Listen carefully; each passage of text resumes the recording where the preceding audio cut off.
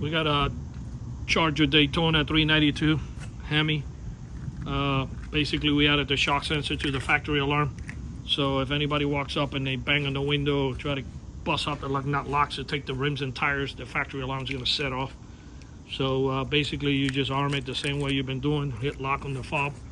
Wait a few seconds, and I'm going to go ahead and bang on this window. It's going to set it off, and then I'll try the other side.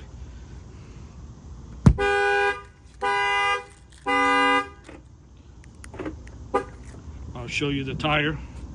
When you arm the factory alarm, it takes about 40 seconds for the factory alarm to engage. That delay is not mine. That's the way they designed the car. Anybody out of state, don't worry, give us a call, and we can guide you how to get this installed as soon as possible, no matter where you are. Our numbers again is 305-298-4814. I'm gonna go ahead and bang on this tire here. It's gonna set off the alarm, and then we'll do the other side real quick.